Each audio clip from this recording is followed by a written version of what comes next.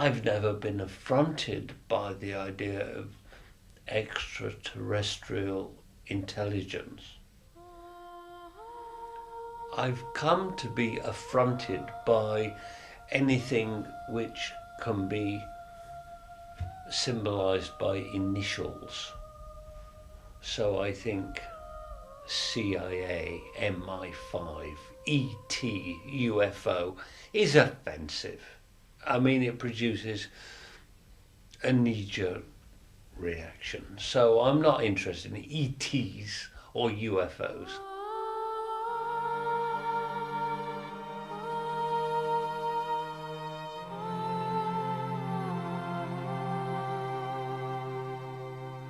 I think we're talking about other civilizations who are not based on planet Earth.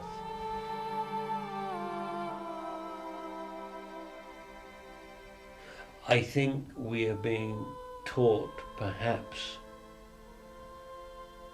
one lesson, which is that there exist tangibly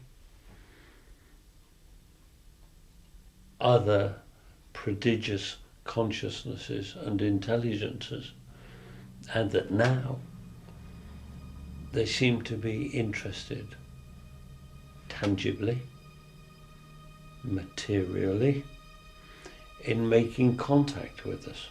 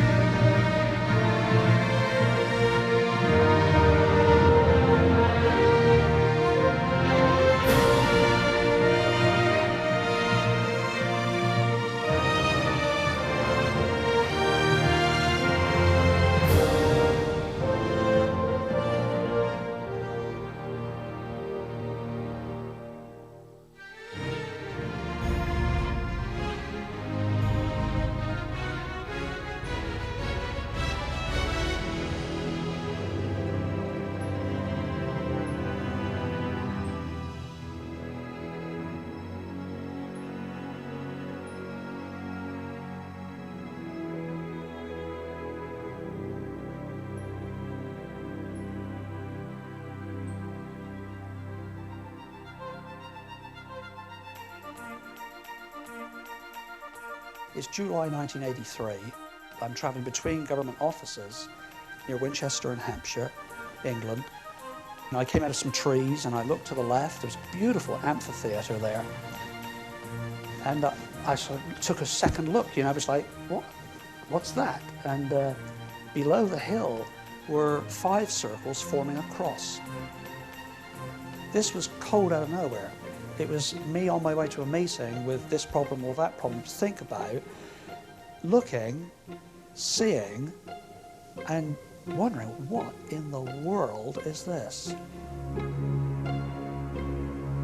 I didn't know what to expect, and I could see no tracks in the field. So I went quietly, made my way towards the nearest of the 5 circles, and it was the pristine appearance of it that so impressed me. The whole impression I got from really obviously haven't seen anything like it before, was that it really hadn't been there that long, because the plants were moving, and I could hear and watch the occasional one just pop, the head would pop up, separating themselves from where they'd been impacted. What I was looking at looked as if it was laid down in one hit. It looked, in a way, so natural. The plants were beautifully bent over and swirled around. There were no marks. I looked for the obvious places. Now, if somebody made this, well, okay, maybe somebody made this. So I go to where people would have had to have stood, in the center. And I'm looking very carefully. I'm looking at these small nodules of dried soil. I'm looking underneath, and they were still dried and not crumbled. Under my own foot, I pick my foot up and I look, and it's powdered. And yet here in the center, it's not.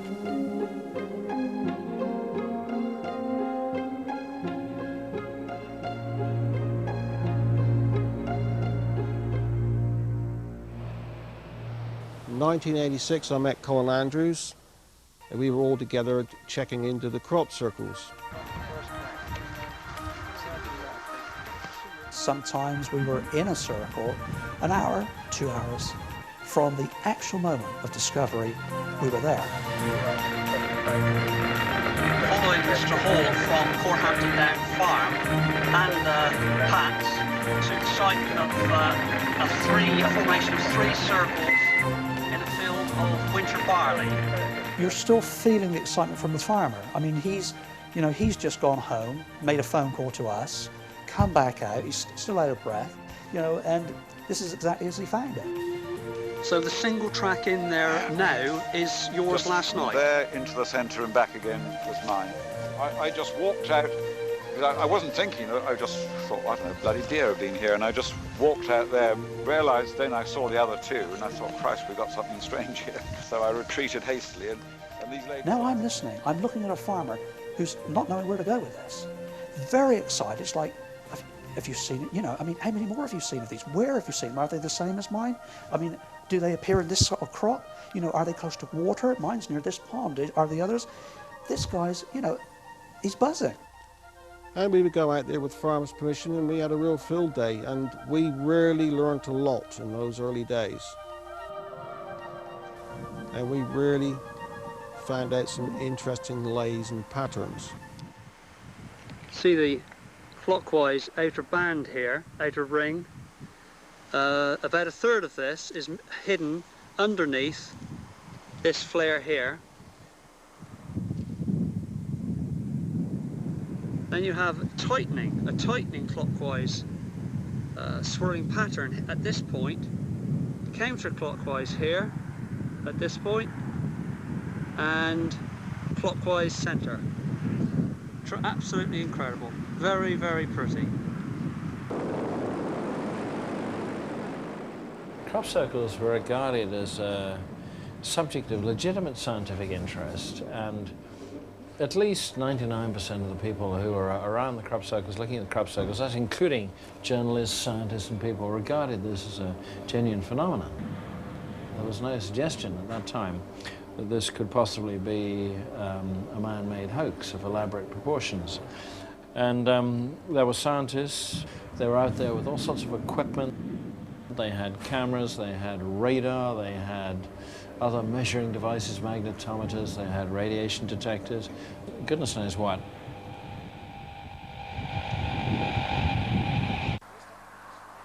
I'll take the centre one of the 3. Okay. Yeah. You could just move your foot a minute. And as you can see, this is a complete straight one. Yes. That's the angle of the crop. Right. This is the type of bends that was in this. This is like a cabbage plant, but as you can see, it's a 90-degree bend. And if you can imagine, that was in the ground, and there's just enough room for the leaves and everything else to be on the ground. Plant samples, I think the first one's in the year that I started. Pat Delgado sent the first plant samples to Dr. Levengood, the biophysicist here in Michigan.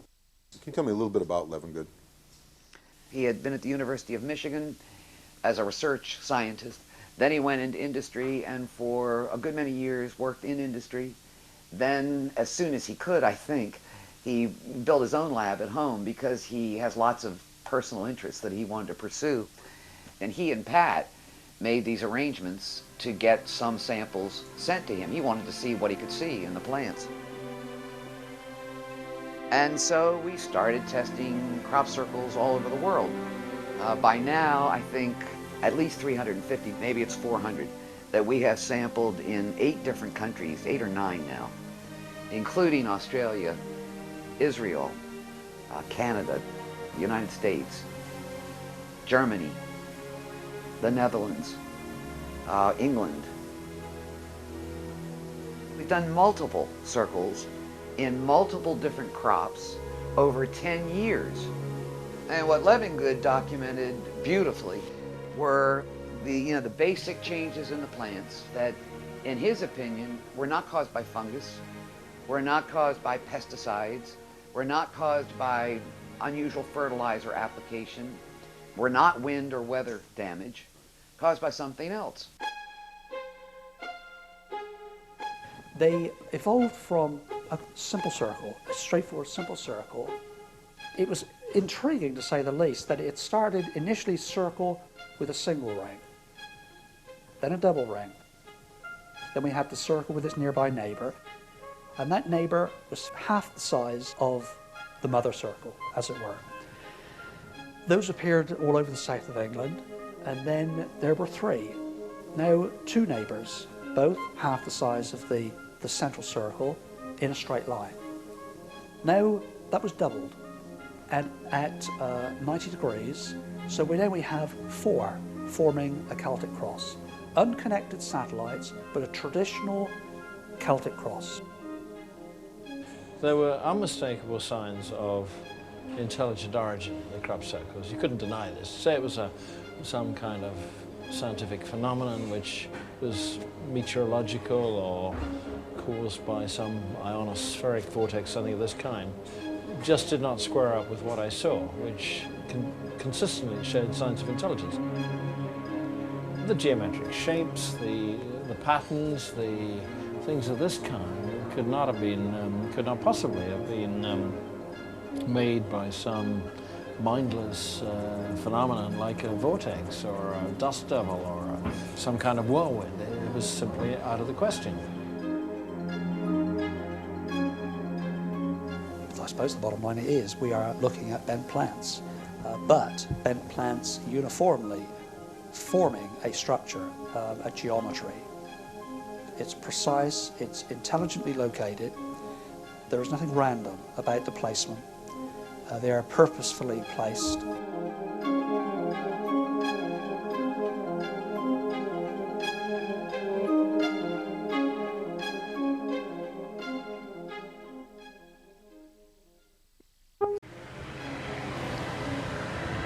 For me, the crop circle phenomenon started on August the 4th, 1985, when I found my first Celtic 5, which was about 4 miles from where we are now.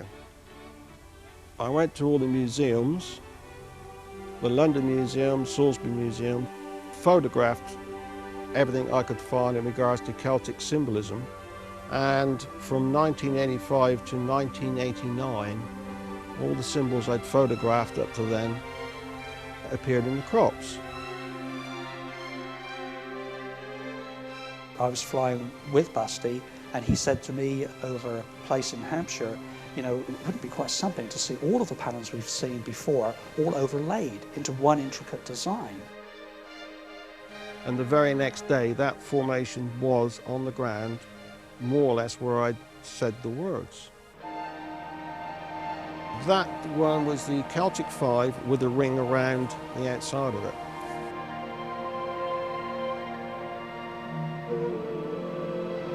So it was the two combinations put together then. Of course, when you check the, the Celtic symbols, it's there.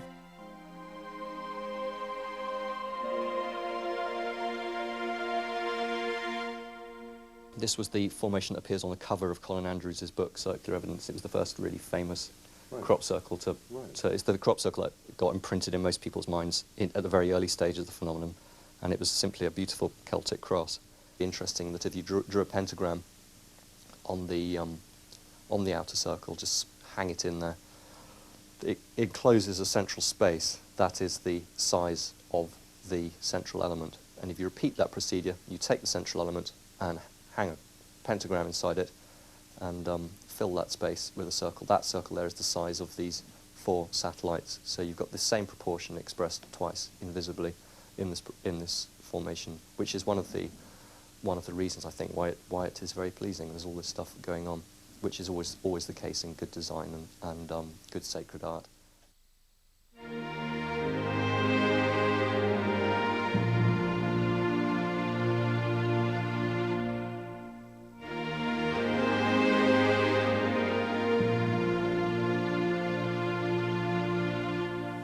If these were messages coming from somewhere else, it's entirely appropriate that the thing would be witty, playful, geometrical, and staggeringly beautiful and inspiring.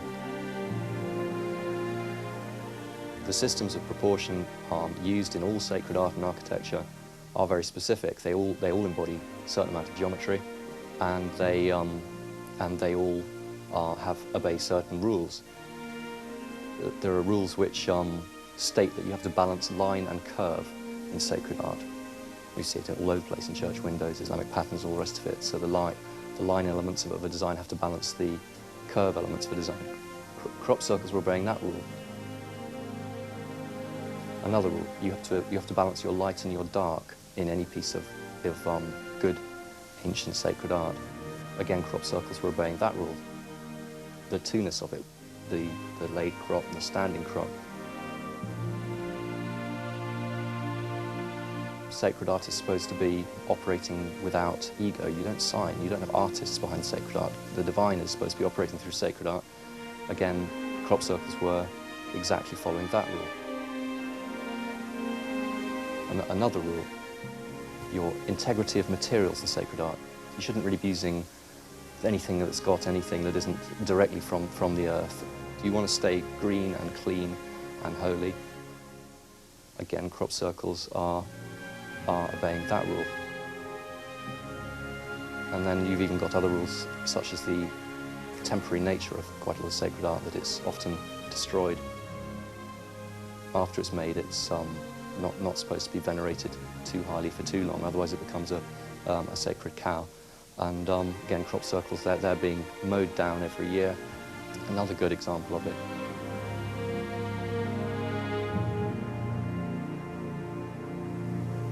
Crop circles are the finest example of modern innovative sacred art for our times. There's no competition. There's no competition. There's nothing happening in the visual arts or modern arts at any level, anywhere on the planet at the moment that begins to compare with it as an art phenomenon. And there is no artist, certainly, who could begin to compare with the artist who is behind the crop circle phenomenon in terms of design. They are very, very, very, very good designers, and yet they don't hold their head up. So who are they? So what is it? So who's behind it? Why does it bear all the hallmarks of a mercurial intervention in some way, or even something else? I mean, if it's the guys in the spaceships, I'd love to visit one of their chapels, you know, because they sure do good windows.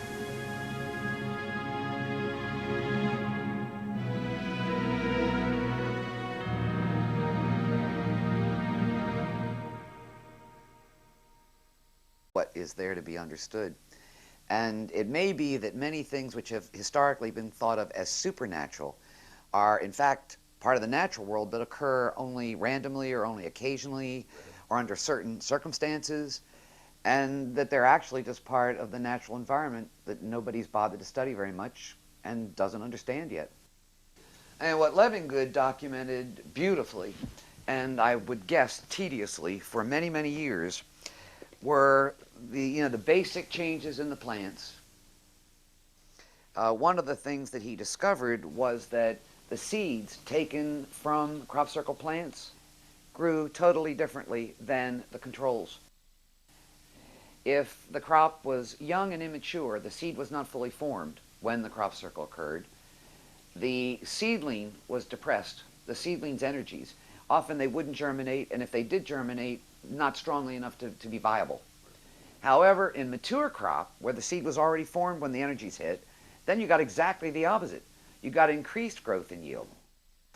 This is this case in Maryland where the elongated nodes occurred. And the nodes are bent to the left and the right. Node bending is a natural response of the plant if it's young and growing, if it's knocked down and not killed. So if you go to a crop circle and nodes are bent, if you don't know when that crop circle occurred, and you don't know the age of the crop at the time, you don't know whether this node bending might be due to natural phototropism or whether it's something that occurred during the event. If you get there quickly, and you know that it has just happened, and you find massive node bending like this, these 90-degree angles, this was part of the phenomenon. It actually bent the nodes. And both Burke and Levingood, as far as I know to this day, are pretty much committed to the idea that the causative agency is an ionospheric plasma, and the plasma that's generated in the ionosphere. I wanted to show you the node enlargement photo. The top are nodes. These are stem nodes taken from inside the formation. The bottom shows you the controls, which are taken at a considerable distance outside. What Levengood says is going on is that the moisture, remember the plant stem is hollow, and the nutrients, the moisture which nourishes the plant, goes up through this stem. Plasmas, a fact about plasmas is that they emit microwaves in bursts, pulses. His idea is that the microwaves from these pulses are connecting with the moisture inside the plant stem, just like they would in your microwave oven, heating the plant up, which softens it and allows it to fall. The moisture inside turns to steam, and as it does so, it has to escape. Well, if the plants are young and pliable, the outer fibers are pliable, the steam escapes by stretching the nodes. That's how you get the elongated nodes. If the energy is extremely intense, and or if the crop is old and the fibers are tough, then it can't get out by stretching it because the fibers won't stretch, or it's just too much energy. Then it blows a hole right out at the node. Okay, that's called the blown node. Yeah, and those are our exploded nodes. These are samples of corn. The crop was down, and here were these expulsion cavities. The amount of energy that it would take to do this in full-grown corn must be quite astounding.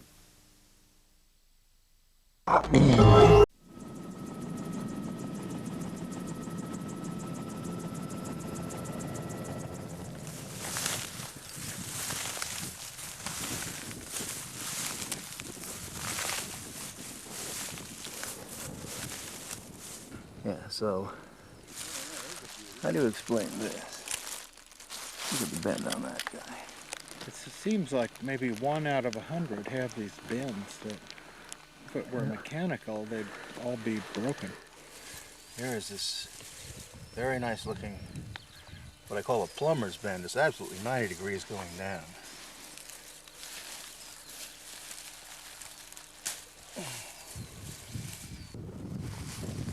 Master Lou found that one. It's beauty, that one. Huh?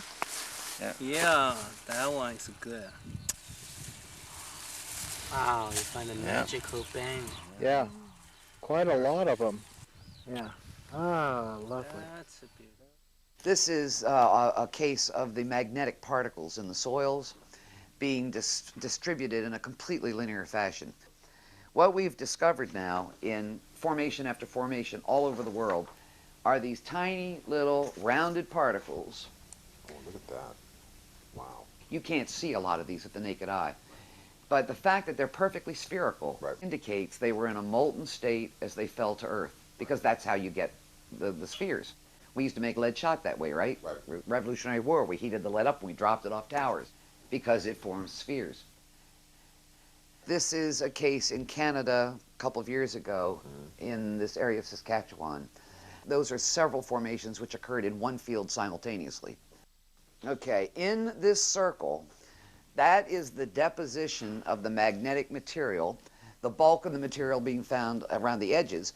But when you get this very tight linear disposition, what you're talking about is a force or energy at work. I mean, that's a clear display of it.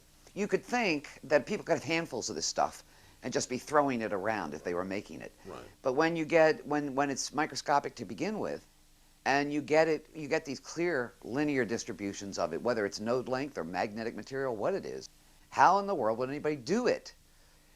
I mean, I've spent years being torn about the natural versus something else idea. And it's only in the last year, with an accumulation of a number of experiences, that I've gotten to the point where I cannot personally think that I cannot understand this as a phenomenon without some kind of consciousness involved. I have no idea whether it's my consciousness or the collective unconscious of Jung's or the consciousness of quanta. I mean, I don't know. And you've heard about the balls of light, which everybody sees in the crop circle areas in England. Well, often they're seen when there's no crop circle in the field. They're simply in the fields, the lights.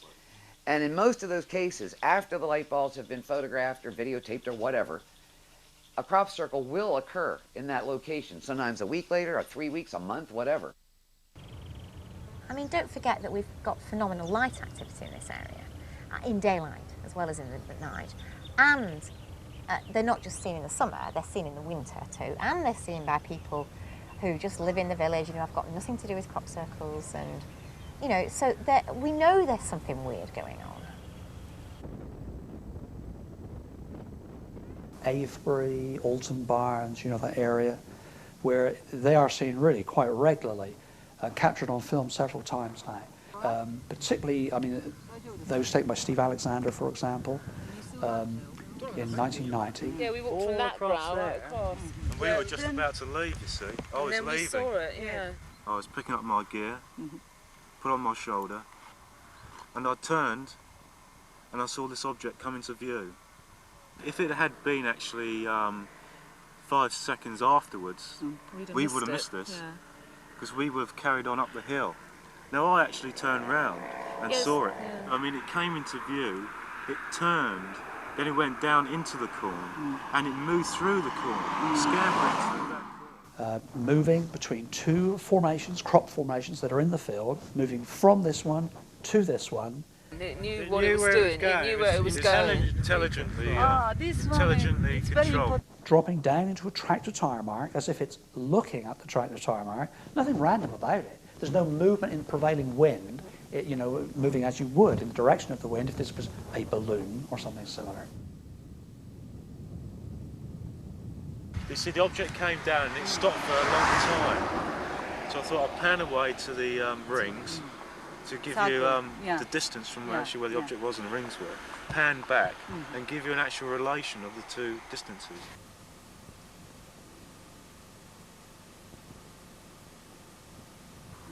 So through all this time it was glinting, flashing all the time. Then it took off. And then of course it just carried on over the hill, moved up and away, over the actual tractor which the farmer was in at the time. Where's that piece of paper?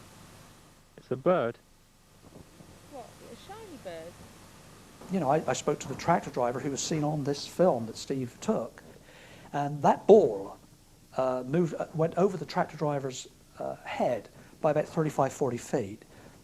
And what the tractor driver sees himself, as you can see on the film, he stops his tractor as he sees this go over the top. And so we have on film this ball of light.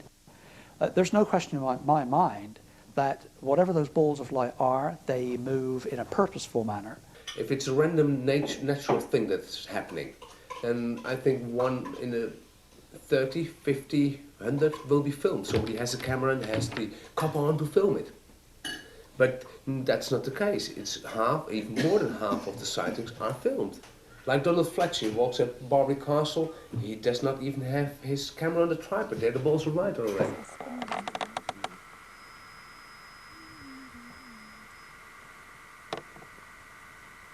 What's that?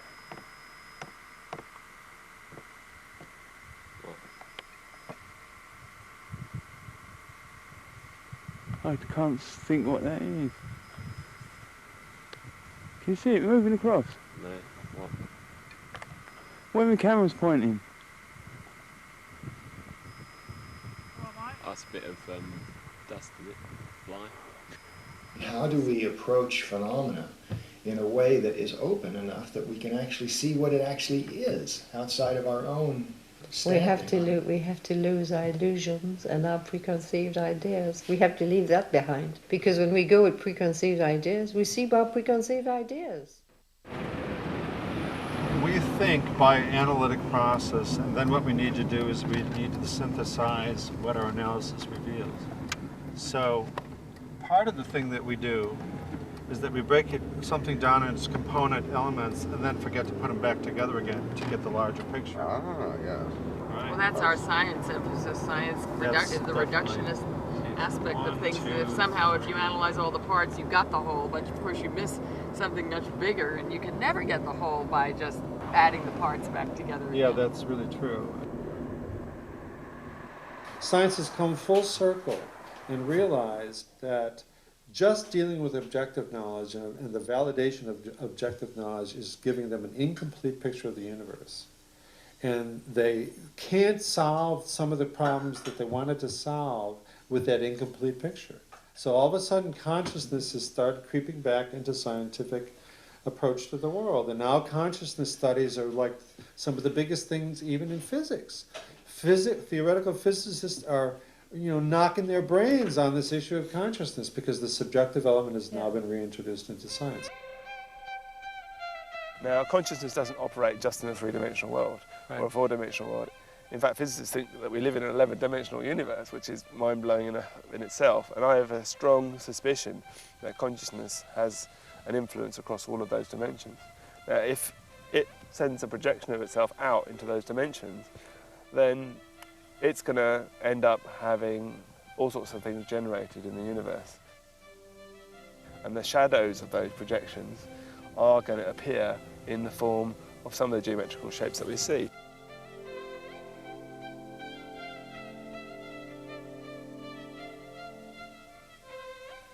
I was interested not just in simple circle formations, but the more geometrical versions, and thinking, well, how could these be created? And I was very interested in the kinds of shapes that were coming up and how they seemed to be variations, if you like, on a theme.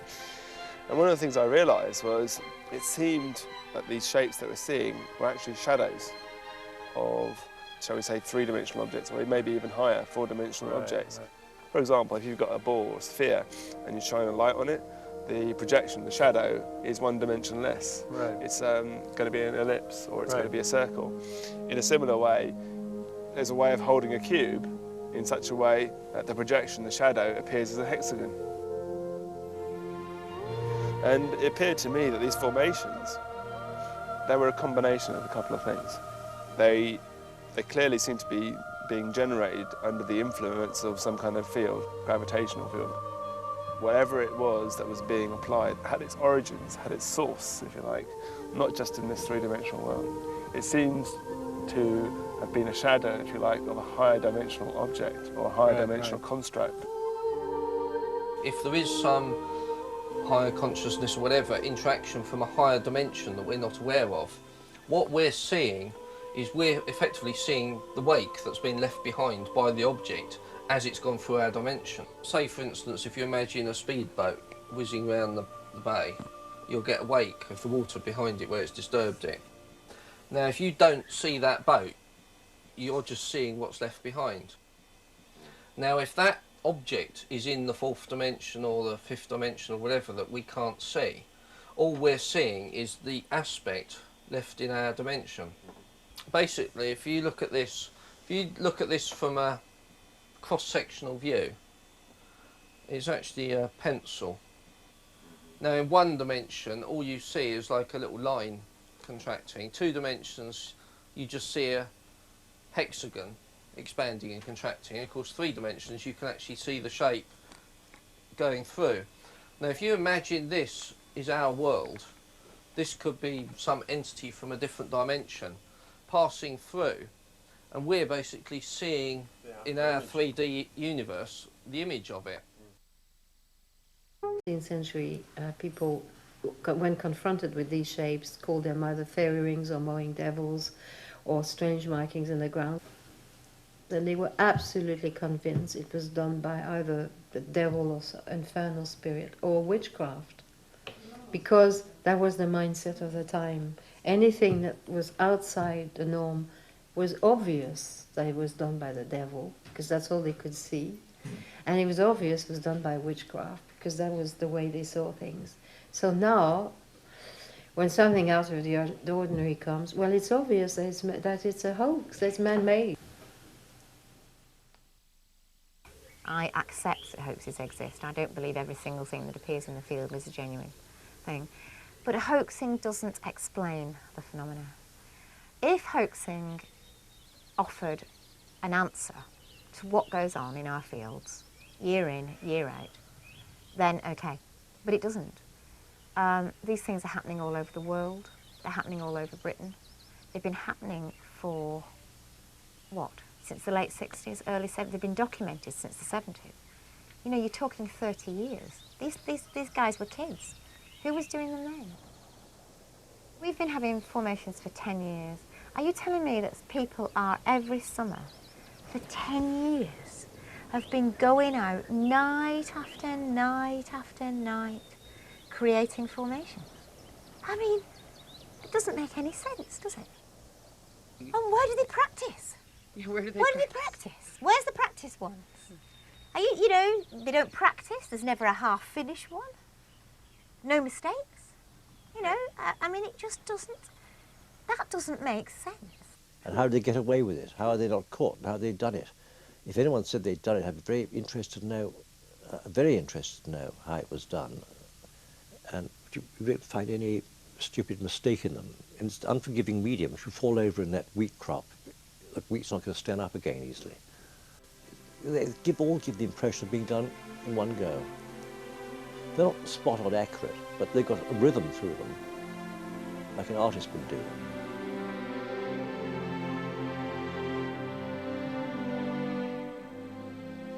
But then you look at it from afar, and when you go up in an airplane and you see the whole thing, you see that it's actually not just a splodge in the field, it's a very specific shape, a design, and it's a symbolic design, and therefore it has a meaning to it. It carries an inner meaning. It carries a metaphysical. It's a metaphysical thing. It tells us the meaning beyond the physical. Each circle is an invitation to look into the meaning of the symbol, and therefore you're made to look at all these wonderful, wonderful teachings in all directions. And suddenly your mind is encompassing many different aspects. It has an effect on the person. You recover your sense of awe, your sense of wonder. A feeling of awe leads to a feeling of appreciation, of gratitude. You begin to have a feeling of reverence towards the whole, towards the greater.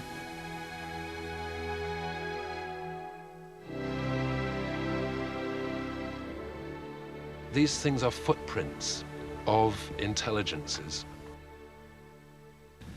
We're being shown some detailed signs of the nature of this intelligence, which is undoubtedly very compassionate and understanding, and also educationally motivated.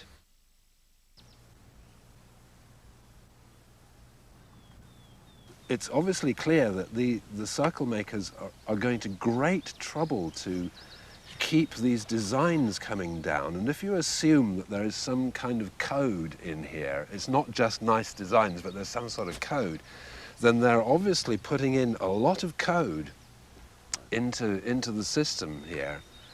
And if it is code, which surely it must be in some way, there's a lot of unraveling to be done at some future date.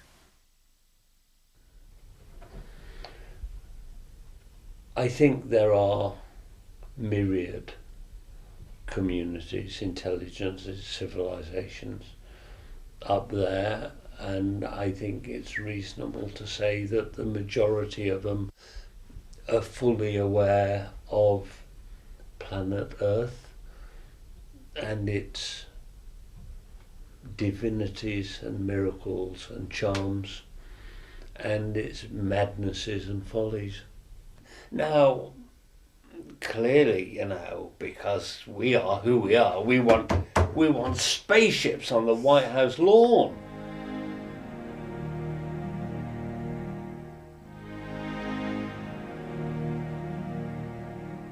At one point, I think, being involved in this, I kind of saw the circle makers as this huge intelligence out there that had all the answers, that was trying to teach us something truly profound. And in a way, I think that's partially true, but the way I see it now is that kind of we're playing this game together, that there's kind of this dance going on, and it's a mutual exploration of what is possible through the relationship that we have, through the kind of communication that we have, and which is very strange to us and maybe is very strange to them as well, who knows. But I kind of more see it now as not this kind of all-encompassing intelligence that has all these answers that they're trying to teach us, but more of it being this wonderful dance of two intelligences together and just pushing the envelope and the boundaries of what's possible and exploring together what would be possible through an interaction or a communication between the two. I know that this is interactive, and then I know there is a communication, and I know that I am shown which way to go, and while on the one hand this might sound like God speaks through me, I don't see it that way at all, and I know many people in their work around the crop circles who are receiving nudges, encouragements, directions, clues, hints to draw them forward. For years, in the early 90s, we tried a series of experiments using a psychic channeler just to see what would happen to take messages to whatever the circle-making forces might be.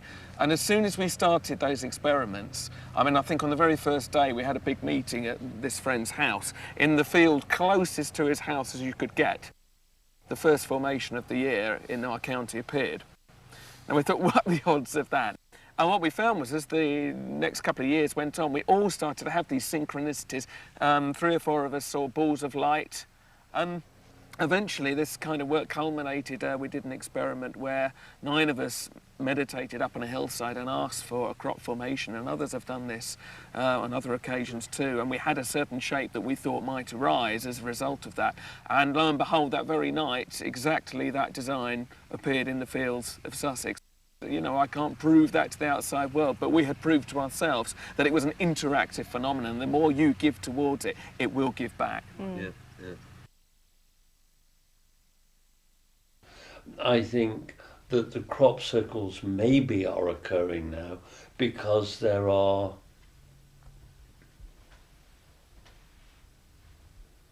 huge universal time cogs about to clonk over, and this has been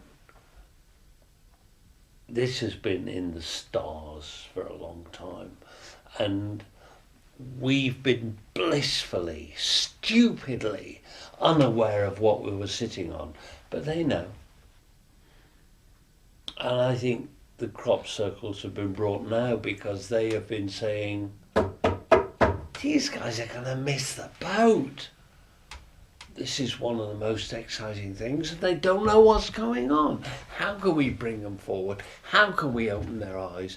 How can we open their hearts? And I put my money on the fact that we'll have contact when we are sufficiently grown up and evolved to be able to accept it. And we have a very accelerated program of learning to be able to accept it and to be integrated into a wider and heavenly scheme of things. I think we're right on the edge of it. I speak as an optimist.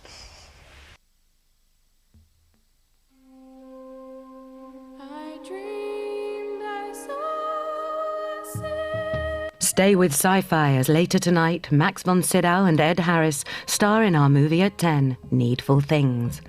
Before that, at 8, it's the early evening movie, Powder, starring Sean Patrick Flannery.